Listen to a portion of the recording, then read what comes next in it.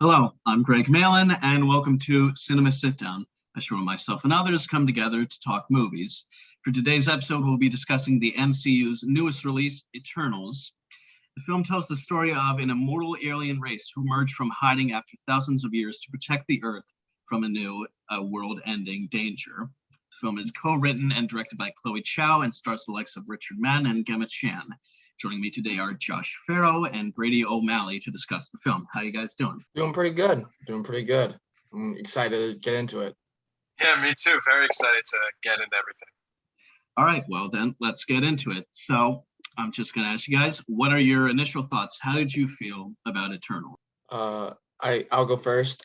So first thing I have to say, the first thing that always comes to my mind when it comes to first impressions was you gotta include all those people review bombing it in the beginning.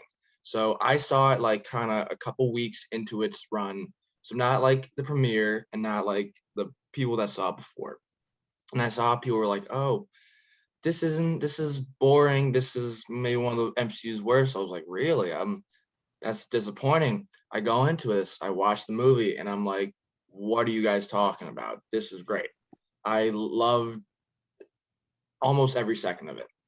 Was it the best movie in the MCU? No, but not every movie is supposed to try and be the best. This was very enjoyable. It was a very new take, and I really like the direction it's taking the MCU. It's taking us a little bit away from what we're used to, and that's great. That's what we're supposed to be getting. So it was good. It was really good. Yeah. To continue off what Brady said, I agree with it being new as a strong pro. I love how it was experimental. It wasn't your typical run-of-the-mill action MCU superhero movie. I thought there were some concepts explored that were really cool. The lore was very interesting.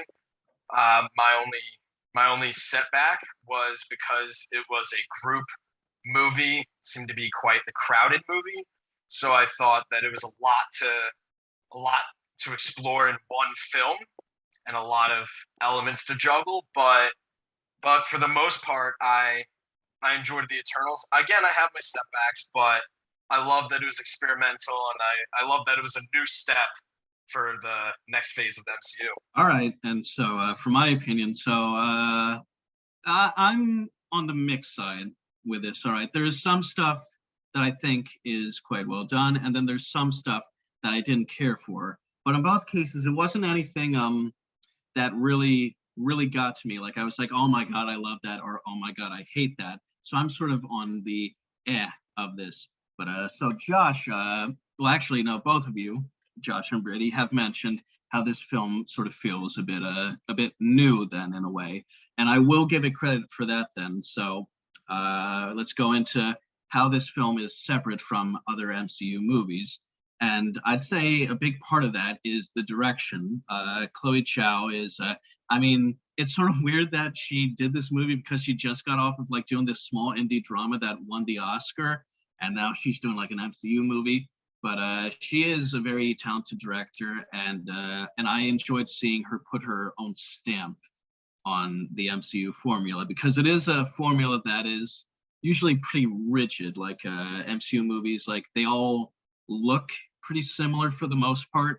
So as a positive, I will say I enjoyed like seeing her bring something a little more unique in that vein. Yeah, definitely gotta agree with you there.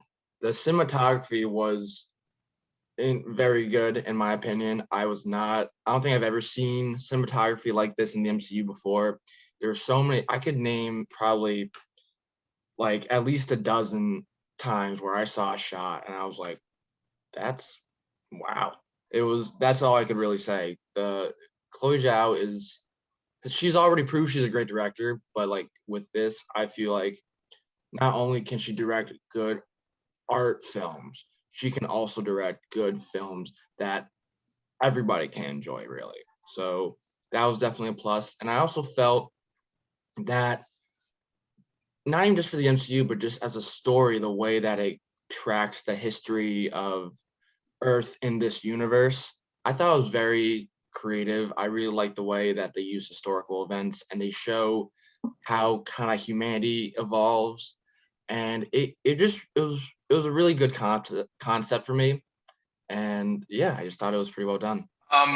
So basically, continuing off what Brady said, the part that I agree with, the cinematography, I thought was absolutely beautiful. I thought it was a very visually stunning movie. I just loved looking at it, which is a pro for me.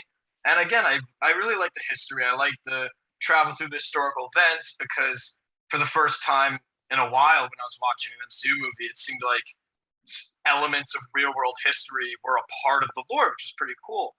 My only critique is that I think the big setback for the story that didn't make it like great, like it was good, but it held it back from becoming great for me was the amount of characters juggled in the story. I am someone who, like, certain characters gave me glimpses of positive emotion. Like, I would look at this person and be like, "Oh wow, I loved how this development was going." But then I'd look at another character and think there was a lot lacking because there were so many people introduced to the MCU in this movie. Like the whole world is introduced to the MCU in the movie, so I thought it was a lot to tackle.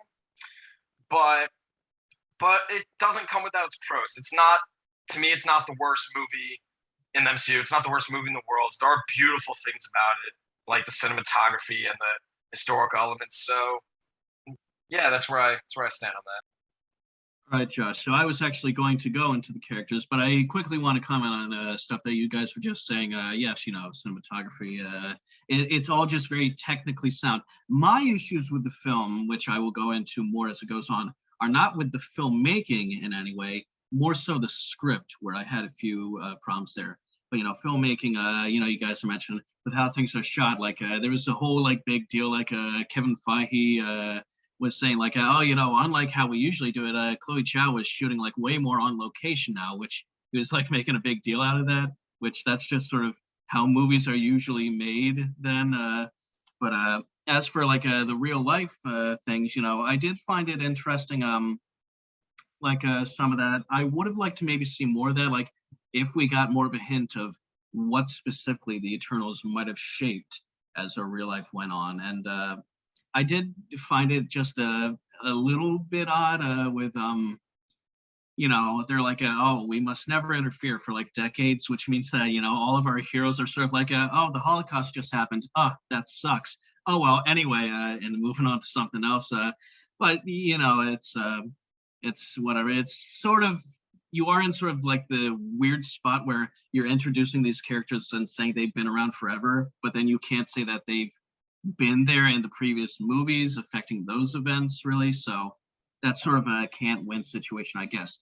But moving on to what I was saying before, the cast, which I think that the actors I think are uniformly strong. This is a very strong cast in that regard then. And the characters I liked, but I will say the thing is there's so many of them. Like you have more than like 10 main characters in this, and we haven't met any of them before, so we have to establish each one of them so far.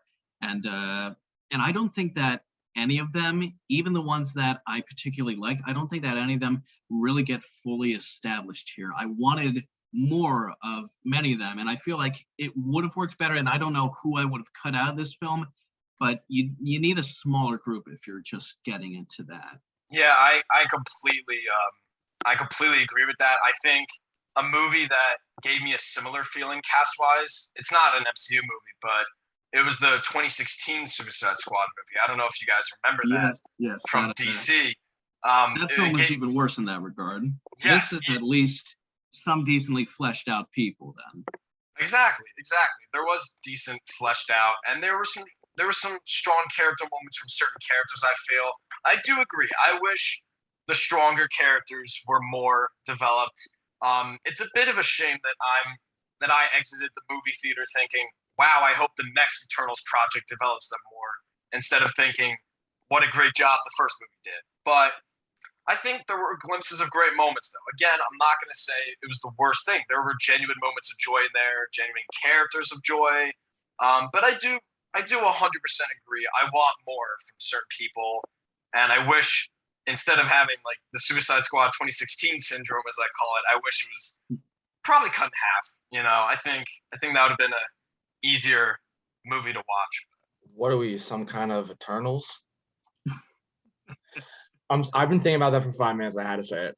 But no, I do agree to an extent to what you guys are saying about the cast. It is big and it's huge and like there's really no specific main character. You could say Cersei is, but you really follow each one the same amount. And yes, they definitely could have developed a little more. I really wish I saw some more from other characters, but looking at what we got, I feel like for such an ambitious cast, for such a large cast, it did a very good job of balancing them out. Like they almost kind of were setting them, it seemed like they're setting themselves up for failure by putting this many people in, but they did, I feel like, as best as they could with it. They, I personally love some characters that it hit home for me. It got to pull out my heartstrings, and so I feel like as long as at least one character can make you feel something, can actually have you care about them, then the movie does its job. Maybe not the entirety of its job, but it definitely checks off boxes. All right, all right. And on the topic of characters, because the interesting thing is usually the MCU's strongest point, I feel, is like the casting of the main person in the movie. Like Robert Downey Jr. That movie's then on his shoulders because he's perfect for that. And like I said, this is a talented cast then. But even like Gemma Chan, who is the main person as Cersei, she really doesn't get all that much to do. So it's sort of it's just scattered like that. But I wanted to check who do you guys think were maybe like some highlights or whatever? Because I personally like I said, there wasn't any character that I loved, but the one Droog I thought played by Barry Keoghan, who's an excellent actor. I enjoyed him then, and I like that he was the one who was sort of like maybe we should like actually interfere and help the humans, unlike the others. Then, and I liked that character Makari, played by Lauren Ridloff. Which first off, I think that's just cool that they have a deaf person there, and it's one point of this film that I really love is that you have people of different races, nationalities, age, gender, disability, sexuality, and it never tooted its own horn about that. They're all it just lets all them being badass people speak for itself then in that vein. But anybody that you guys want to say, actually, and then I'll hand it over. There is one character that I do not particularly care for. Sprite. I don't know. It's not like some horribly written character, but you're supposed to like sympathize with her in like the third act, and I didn't really. I thought like she didn't. I don't know. And also just the fact that there's a character named Sprite in this movie, like I just couldn't stop thinking of a refreshing beverage when they were saying that. And even her costume is the same colors as the Sprite soda. But go on. Yeah, that was definitely something that was very distracting. There was like stuff with Sprite where like there was like a certain bond she had with a character that was like a very important part for her arc in the third part of the movie, and I was like, wait, they're friends? I didn't know they were even talking. I was like, that was a little for me. I wasn't really like, I mean, like I feel for you, but show me more of what you're showing me. But in terms of my favorite characters, well, first, before I go into that, I also want to kind of go off of what Greg was saying about how every character is like very diverse, different races, different sexualities, different genders. I feel like that was very good. And then also it was very important, especially for this movie, because it's tracking the development of human history. And, you have to show every part of humanity to, tell the story of humanity. And I thought that was very well done. I noticed it was perfectly balanced with 10 people, 5 women, 5 men, and it was balanced out with sexuality and race. And I just like that fits perfectly with this. Now on to my favorite character. I had a good amount of favorite characters. I'm going to try and keep it down to one. But first, I'm going to say my second favorite was Druig. He was pretty sick. I liked it. And I also liked that the marketing was basically kind of putting him as like the villain. Like this whole time you were thinking he was gonna be like a secret villain. I And I'm was like, convinced of that. yeah, I mean, I was watching. no offense to Barry Keoghan, but he kind of looks like a villainous guy. He No does. offense He's to wearing him. all black. His power is mind control. He was just looking very sinister. And they were like not showing a lot of him. So I was like, oh, this guy's gotta be the villain. And then when I watched this, I was like, I love this guy. Like he was awesome. He was pretty cool. Just just the way he carried himself. And yeah, like you guys were saying too, he was like the only one that seemed to really care like a lot and wanted to help, but even if it defied the orders he was given. Now, number one favorite character, I'm gonna have to go with Icarus. Icarus was, pardon my French, badass. Like, granted, I'm pretty much going more towards like what he does more than how he acts, if that makes sense. Like, I thought he had a good personality and all that. Could have been developed a little more, but I've never seen such a dominant character in an MCU movie before. He was incredible in every fight scene. And the powers he had, we all know they're comparing him to Superman. So, and he really brings that. He brings that, oh, this is basically Superman. How am I gonna beat him?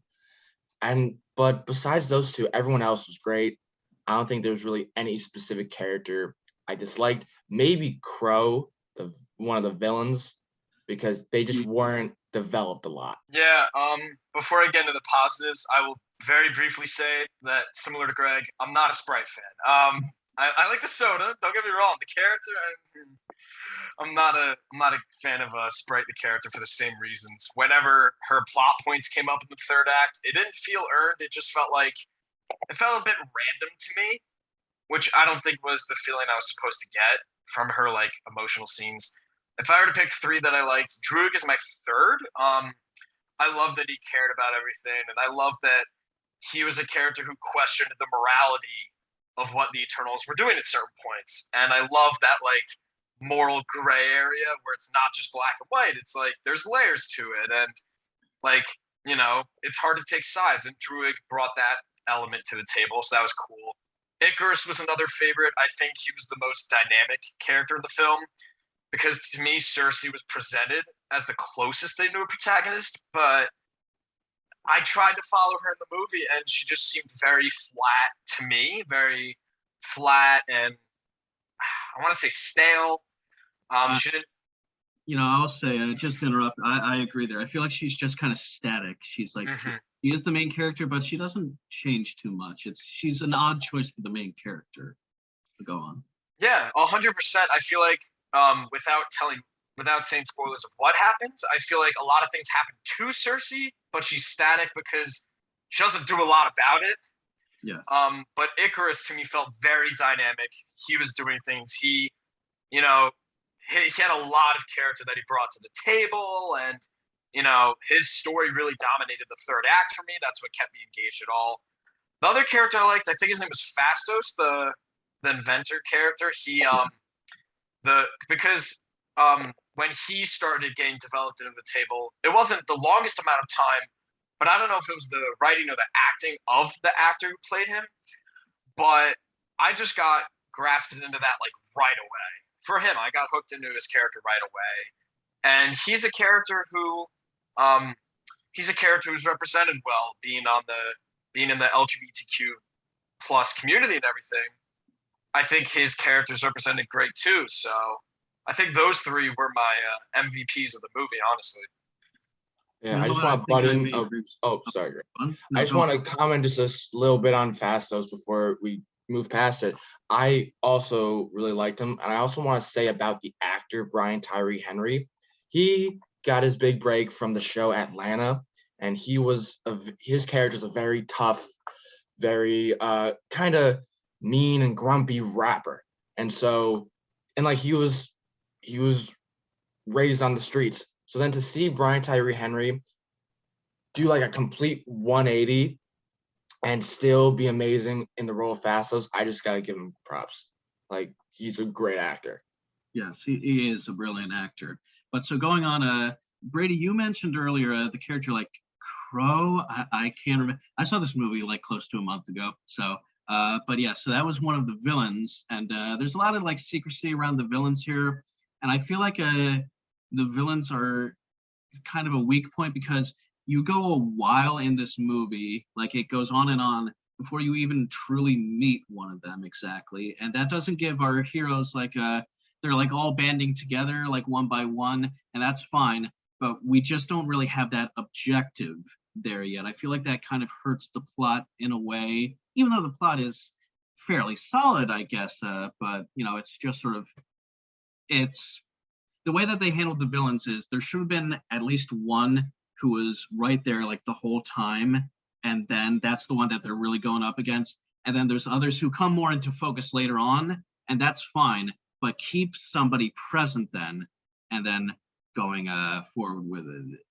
I lost my train of thought there, but but I'm talking about the plot. So there's been a lot of talk about. Some people say that that the this film is either a little too different or a little too similar to the other MCU movies. What do you guys think? Where do you think that falls? Because personally, like I do see the differences, and I think that it does in many ways fall into the same traps. I guess that wasn't an issue for me though. That was not one of the things that I took fault with. What about you guys though? I did not take an issue with it either because if there were any similarities, like they were pretty small. Like, oh, it had like MCU humor, as I call it, but that didn't really take away from anything for me. I lean toward the very different side. And maybe it was because the way it was shot, or maybe it was because the lore stemmed from history as opposed to like completely fictional elements like in an Iron Man or Spider-Man movie. But I thought it was very different, and I thought it was one of the stronger parts of the movie is how different it was. So similarity, I that wasn't an issue for me. I also agree with Josh. I felt like it wasn't like, yes, there is a formula for MCU movies, and you kind of have to have it because that's how you keep them all together. But yeah, besides, yeah, like the MCU humor and just the basic elements of what makes an MCU film, I thought it did a great job of being its own thing.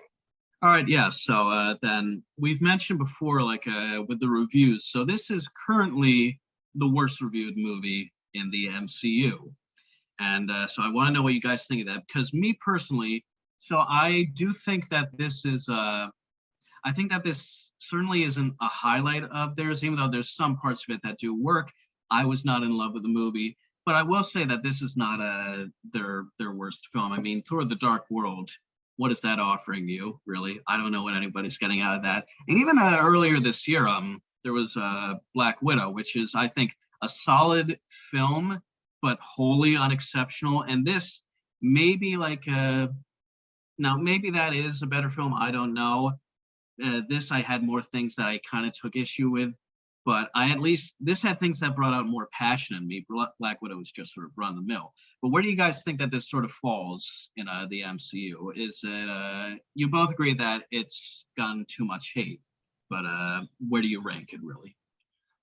So starting off, I would not rank it as the worst in the MCU. I saw those ratings on like Rotten Tomatoes, IMDb, and I was like, that doesn't make any sense. Is it one of the best MCU movies? No. I will, as someone who really enjoyed the movie, I will say absolutely not. But it was enjoyable. Is it on the back end of MCU movies? Kinda. Like I feel like it's in the back half, the lower half of MCU movies. But the worst MCU movie is like not a bad thing because yeah, even Thor: The Dark World, it's solid. It's not bad. There's really never been a bad MCU movie. So yeah, it would be a little lower on the rankings, but I still think it was very solid, very enjoyable, and people will be talking about it for a bit. Yeah, I agree in the fact that I don't think it's the worst movie. I can name movies that I have had less of a good time enjoying. I saw I agree with Greg about Black Widow. I thought it was unexceptional because I thought it was a movie with a solid build and an underwhelming ending. That was my opinion. Captain Marvel was a movie that disappointed me in certain areas. Again, Thor: The Dark World wasn't terrible, just felt kind of empty. Like it just kind of felt there. Um, and Eternals, again, like we talked about earlier, it has glaring pros that prevent it from being like the worst movie.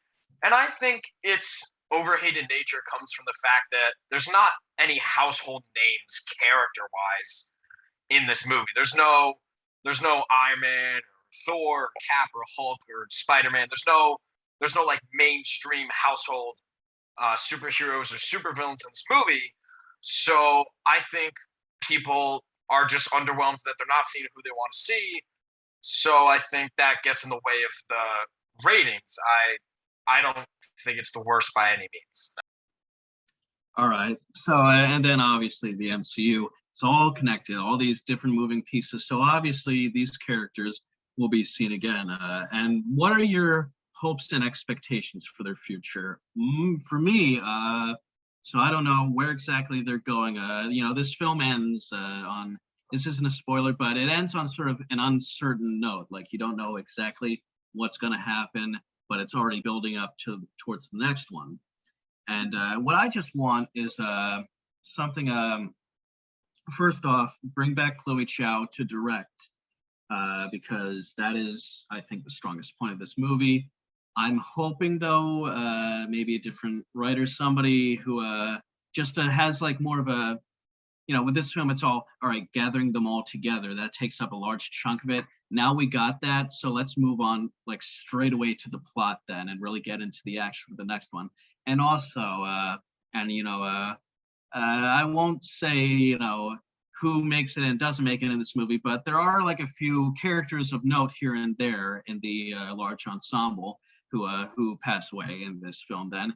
And so I'm hoping that they don't add too many new characters to the next one, since we already have a sort of dwindled party of principal players in this film. Like, focus on them, develop them then, and then I think that that'll make a better movie.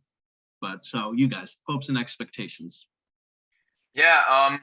So my hopes and expectations, like you said, if they make a second Eternals movie, which is one thing I would do, I want the director to remain the same. Writing, definitely different. I would either get a writer from a Marvel group movie with more, like maybe someone who was on the Guardians of the Galaxy writing team, because that's a group of characters who to me felt balanced and, like I could emotionally resonate with them. So maybe get someone from there, or maybe like a big Avengers group movie, like a writer from, or a couple of writers from Infinity War, Endgame, perhaps. I would like Eternals 2 to focus on the core cast we have left. I think that is a great choice. My other thing is that if you want to use if there's one character who I think would benefit more from a Disney Plus TV show than a movie based on his involvement in the movie, and that's I think his name is Kingo. Am I pronouncing that right? The one who enters the world of Yes. Bollywood. I think him and his director's sidekick, I forget his name. I think Karun. Yeah, I think they would benefit from like a duo, like a comedic duo Disney Plus TV show as opposed to a movie.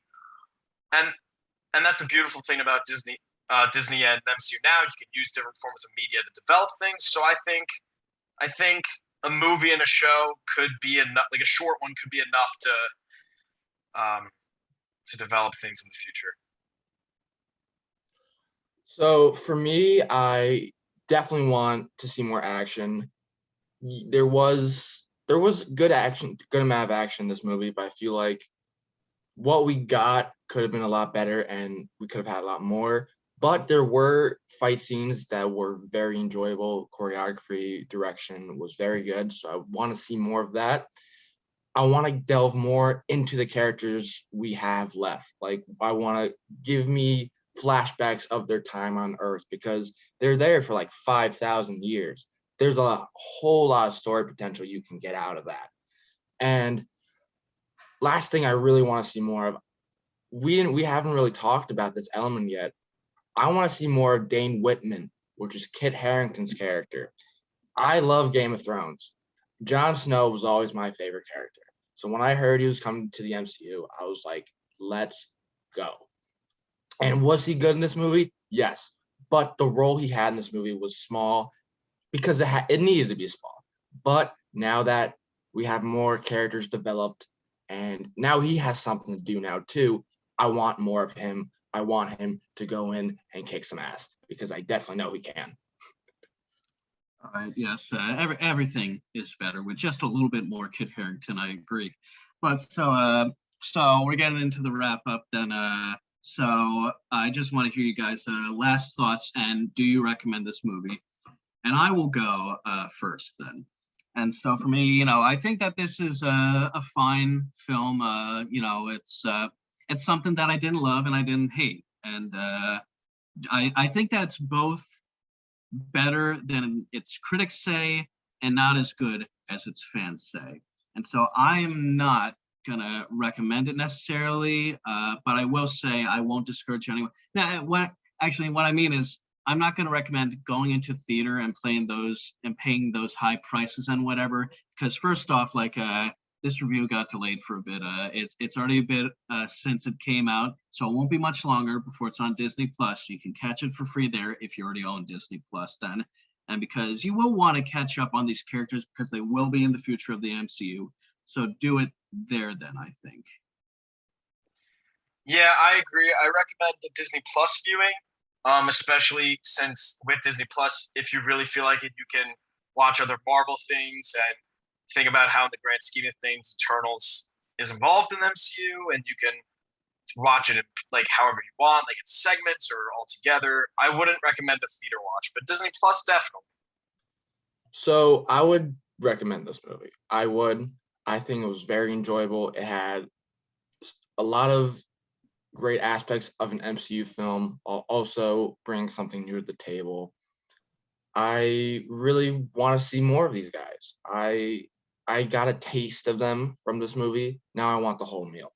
So definitely would recommend, and I would recommend both watching it in theaters and at Disney Plus, because as someone who saw it in theaters, I really liked that experience. I thought it was great. The cinematography of Chloe Zhao, plus the big scale of this movie really made for a good theater experience. But yeah, I would definitely tell my friends to go and watch this movie. All right. Well, thank you, Brady and Josh. You guys did a great job.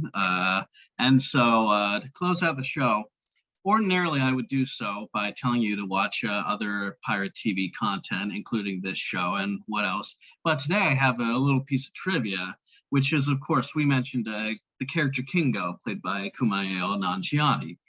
And, prior to this movie, he was not some kind of action star. He was most famous for being on Silicon Valley and being the nerdy guy there.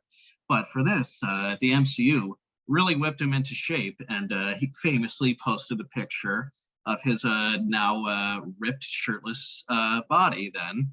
And the response was very positive. So positive, in fact, that he then, shortly after, posted this, and I'm reading what he said.